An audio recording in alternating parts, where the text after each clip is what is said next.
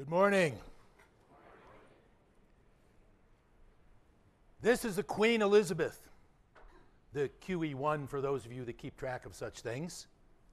For 50 years, she and her sister ocean liners dominated the market for transatlantic business passenger transportation.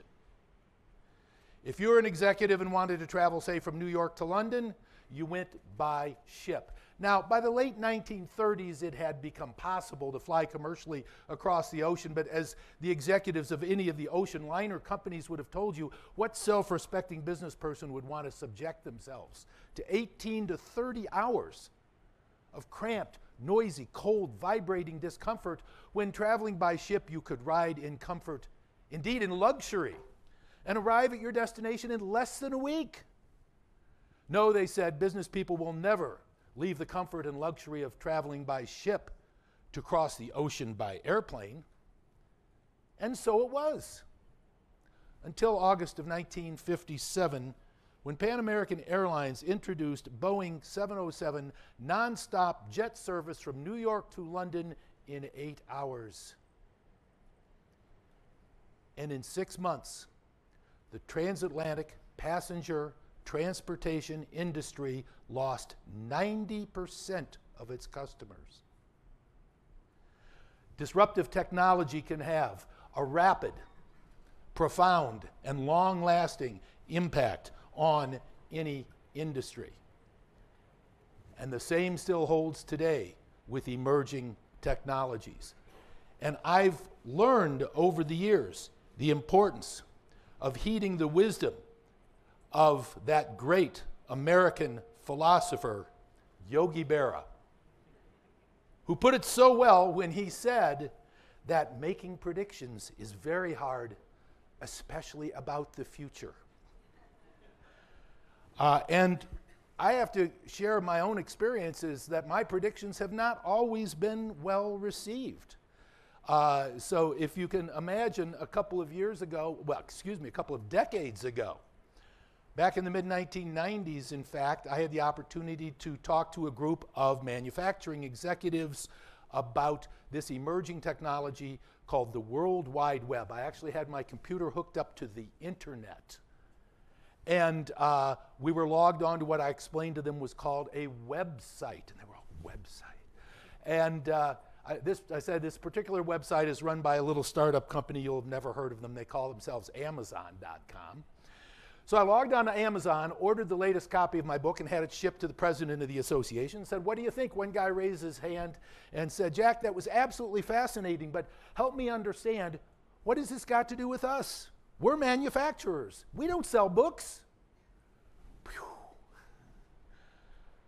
A couple of years later, I was speaking to a group of technology people, in fact, and talking about this emerging business practice called e-commerce. And afterwards, one of the fellows came up and collared me and said, Jack, I love your optimism and enthusiasm about the future. He said, but you obviously don't understand much about technology. And I said, well, I love your diplomacy, but no, actually I didn't say that. But I said, well, please, by all means, enlighten me. And he said, well, we don't even really have the processing power. We may never have the bandwidth, and we're certainly never going to have the security to support what you were talking about. So this notion you were peddling about how someday people are going to be able to sit down at their computers and do their banking electronically online, that will never happen. It simply can't be done. And he was absolutely right. It was another 18 months before the major banks started rolling out online electronic banking. So people have a tendency sometimes to not believe predictions about the changes coming along because they think they don't apply to their business. Or in other cases, they just can't imagine that it's technically possible. But I ask you to suspend your disbelief because I am going to go out on a limb and make some predictions about the future. So for the moment, I would like to ask you to join me on a short trip to the near future. The latest generation of passenger jet sits at the end of the runway at Charles de Gaulle International Airport before being cleared on takeoff on a nonstop flight to McCarran Airport in Las Vegas, Nevada. several hours later, far out over the North Atlantic. A sensor embedded in one of its engine's jet fuel injectors detects that it has reached a critical point of wear. It'll continue to function properly for the rest of this flight, but for safety purposes, will have to be replaced prior to the return flight to Paris that evening. Now, back in the old days, like 2019, that would have meant taking the aircraft out of service for many hours, maybe a day or more, in order to service this.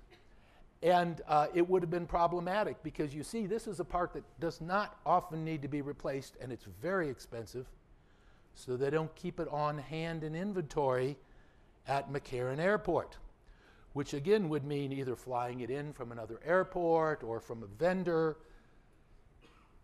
in years past. But not so now.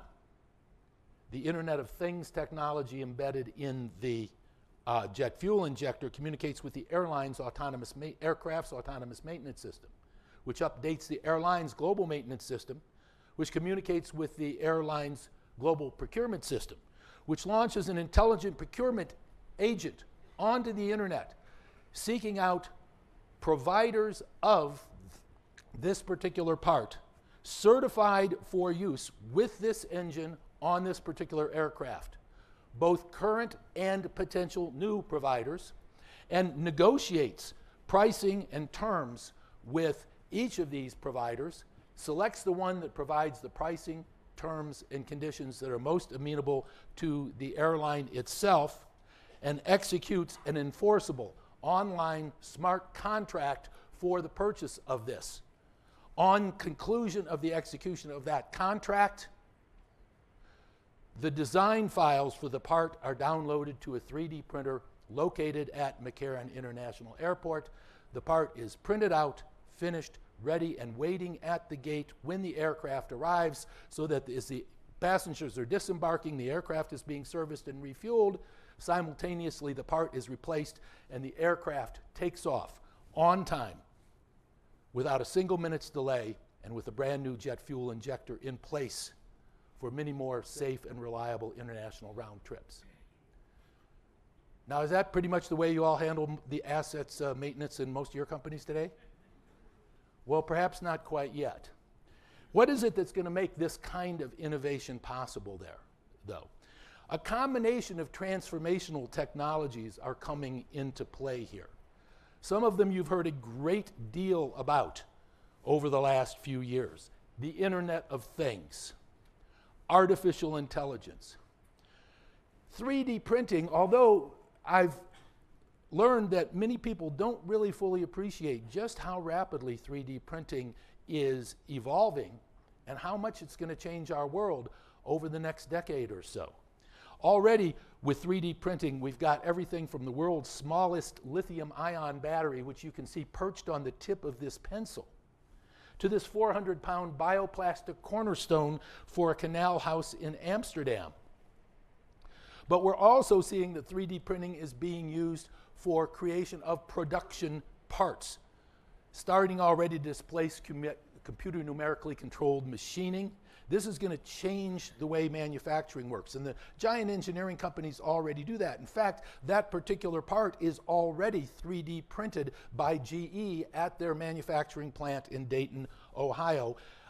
Because it's made out of one part now instead of 18 previously, there's no weakest weld.